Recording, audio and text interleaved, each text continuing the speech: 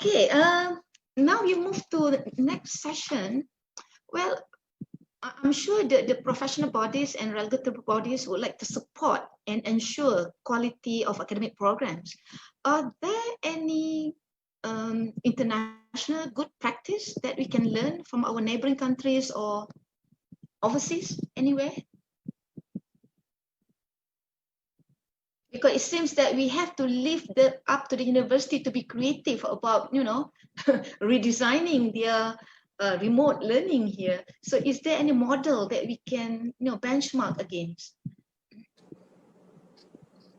Anyone? Sorry, I was hoping MQA would have done that modeling, but anyway. Soon. It's probably a work in progress because this is new to us in a sense. So therefore, we've really been trying to manage under the circumstances, and there's so many things to do. But I think going forward, we may need to look at that. Right now, I'm unaware of any particular model from the accountancy perspective. Because face-to-face learning has been the norm in a lot of countries and jurisdictions. But this will be the next step. And I think there's some opportunities for research as well in this particular area of how to do this and what are some of the issues that you face and how to overcome it. So if you're looking at remote learning, that was my comment. But if you're looking at guidance in terms of some of the professional bodies overseas, talking about giving some guidance to members and students, yes, there are some. Very much like what we have done in small bits and pieces in terms of flexibility and all that. But the big issue about, is there a ready model? Is there a ready way of us to adapt and learn from some other country? That's work in progress. We haven't yet gone to that particular aspect yet. Thank you. Okay. I think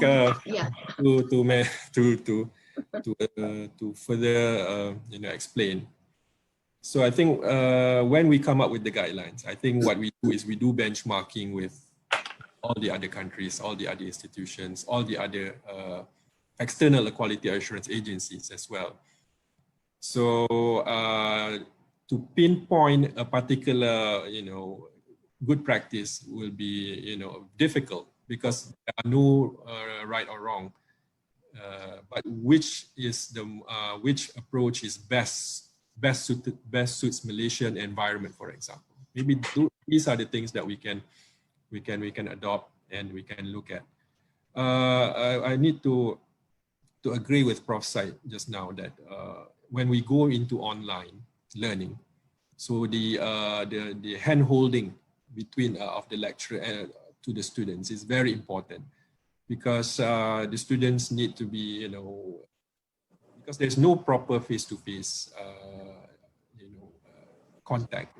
Besides, if you do a synchronous classroom online classes, but doing that alone will not be easy. It would not actually benefit the students fully.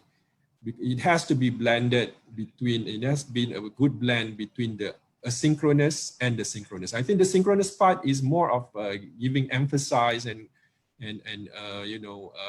explaining further. The main part needs to be done through the asynchronous method, where the students have can easily during their free time and during their preferred time.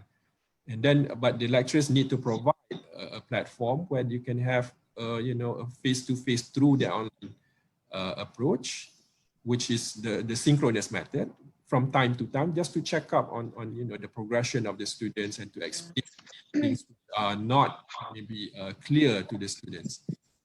So I think that's part of. Yeah. I think many students are anxious actually. They're happy, but at the same time, a little bit anxious when it comes to assignment and assessment. Some complain that they're overwhelmed with the assignment because, well, when we go online, because most academic thought that, well, this is to compensate the face-to-face, then you have to do more things, you have to write more.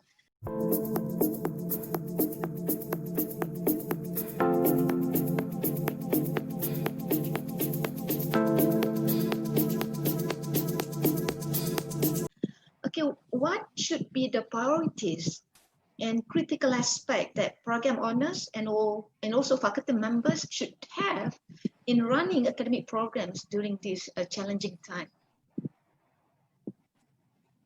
Maybe a simple wrap up from everyone. Yeah. Maybe I'll just start if you don't mind. Yeah. I think it's in many ways the takeaways are really about number one, proper procedures, guidelines on the implementation of online learning and assessment. Number one. Number two, universities having to ensure this quality of the online assessment is equivalent to what we currently have for final exams, to ensure that the program objectives, learning outcomes are achieved. Number three is the academics and lecturers and students, adaptability, able to adapt to the changes and embrace technology. Not to mention accessibility, that one I trust will be taken care of. The last, maybe the fourth priority will be continued engagement with the regulatory and professional bodies, so that we can appreciate what needs to be changed, requirements to ensure that the programs continue to be accredited. So that continued engagement, two-way communication is very crucial. And the last point perhaps is the need to engage employers and organizations for feedback, so that to ensure that the students can continue to be treated in the same way as we have been treating students who've gone through conventional exams. So I think that engagement with employers is important, so that they do not see it negatively, that this is now a different type of student. So that's fundamentally, I think, the key priorities that needs to be looked at by all parties concerned. Yeah. Okay, thank you, Dr. Verwinder. Yeah. Prof. Syed? Okay, I probably have indicated strongly about the utmost concern of the architectural profession onto the education. They are concerned about student competency and capability in designing. So design involves many skills, knowledge. So, and design being the thrust of the education. So we are deeply concerned about prolonged online teaching and learning. I have indicated earlier about exploring the possibilities, and we hope Ministry is listening. That Yes, they are listening. hopefully we can have the studio for the first year and the final year in the campus face to face. That is the utmost that we can reduce to. And of course, at the same time, we say architecture students always been advised to keep their work systematically organized, so that they can show their employer when they seek for job. And this portfolio is very important in portraying with evidence of their competency. So architectural education provider, universities must make sure their student can cope with the design studios within this COVID-19. We also indicated to KPT that we don't mind teaching the theoretical and philosophical, historical aspect, cultural aspect online before they come to the studios. So meaning that strategy of reorganizing the teaching and learning activities also has to be done. We cannot use the conventional content and approach and suddenly impose it on an online platform. We must make significant changes to the way we do things. I give you an example. For a design studio, we usually take students out to the site. Take students out to the site for several days. They have to investigate the site, do inventory, and do site analysis, and come back to the studios. So now, other ways of doing it is that we introduce a site. We can use competition site, meaning most of the information of site are made available to the student. And we also must teach students how to do site analysis using Google Cam, meaning that they go to the site using Google View, Street View. They can even measure the building using Google Street View, using photographic projection. So many. So we must introduce these students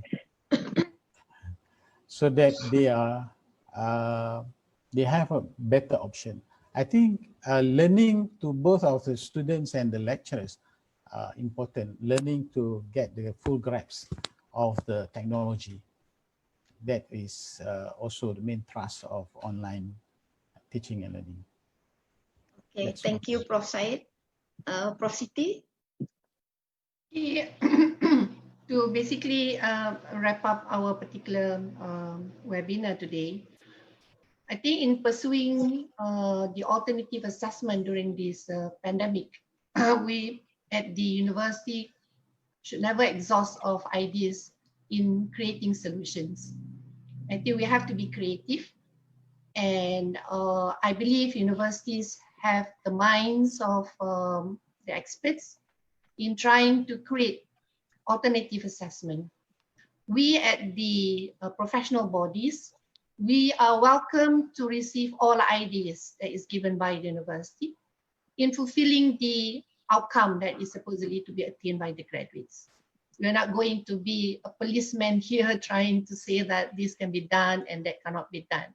We give all the honors to the university, and I think, as rightly said by Prof. Khairul, that the university are given the autonomy to proceed in whatever assessment that they think that is best. And even if they would like to proceed by having only a pass-fail for any courses that they chose, then we are welcome, provided that most of the conduct is being governed by their own internal quality assurance. Most importantly, we are looking at the outcomes that can be attained by the graduates upon graduation. And to the industry and also maybe to the government, especially for engineering, I would really like to propose that the pupillage to be re-established in order to assist the graduate during the initial years of their employment. The reason being because we've seen that report saying that many of the manufacturing companies are also closing down. So therefore, most of our students who have been placed in the manufacturing companies will have to stop their internship. So whatever that they can have to complete their internship will definitely affect the future employment places for the students. So we have no choice. I think the government has to take in the students as their pupillage. And it goes way back to when we have the economic crisis earlier on, where many of the graduates were taken in at about maybe 400 ringgit a month. But they were given this kind of a training to enhance themselves so that they can be better when the economy situation is better. So we are expecting this is going to go right through year 2020 and will be at least until 2021 before everything will be re-established. And if the number of graduates that are going out this particular year is going to be in thousands, and there are no places for them to go and get jobs, then I think it's going to be a big issue to the employability of our graduates. And this has to be addressed, not just by the university, not just by the industry, it must also be taken up by the government. I think with that, thank you very much for having me. And thank you to the UUM and also to the Academy for having us here. Thank you. Okay, thank you, Prof. Siti. Prof. Khairul, your last words. Okay, thank you very much, Prof. Rosna, UUM, and everyone, Academy, and also all the audience and the viewers for being with us. I think from MQA's perspective, of course, as mentioned by all the panelists, universities have to, be given the autonomy, they have to plan ahead for this crisis. We do not know until when it will actually continue, because as long as there is no cure, no vaccine available in the market, this is prolonged. But I think I would like to pledge the institutions to be more creative, to think outside the box. This is the time where you can actually, instead of being competitors to others, maybe it's time that we have, better networking, better understanding, and better collaboration, so that you can actually leverage the facilities that we have, so that the students nearby, although they are not residing, they are not in your institution, they can actually also take advantage of that. So sharing of, facilities, I think, is one of the way forward. Taking good care of the students is, I think, of course, important, but do not forget that the welfare of the staff as well. The lecturers, they might need a lot of guidance in terms of getting accustomed and being good at teaching online, creating online modules, and so on. So I think the support for the lecturers is also important. And I would like to also suggest that institutions take up the initiatives that we in FA, we have a lot of initiatives, a lot of guidelines, a lot of documents that the institutions can use to take advantage of. For example, we have micro-credential. These are, way forward for the institutions as well. They can unpack their programs and offer as, short, bite sizes programs to not just the students, but to the public as well. And, they can take advantage of this and maybe use this as part of, conducting their teaching and learning as well. So besides that, of course, we will also encourage that the institutions take up APEL, okay, the learning. This is all, some of it we are and more comprehensive guidelines for all this. So I think thank you very much again to the host, to Prof. Rosna, to UUM, and to the Academy, and to all the viewers out there. Thank you. Thank you for having me. Okay, thank you so much. I think we have a solid 2 hours intensified discussion, pretty serious, heavy, because it's a little bit emotional on the part of the academics at the moment. This pandemic has really taught us many new things. I mean, how to behave in a new normal is very uncertain. We don't know what is the right formula, what is the right way forward. We are still exploring, experimenting.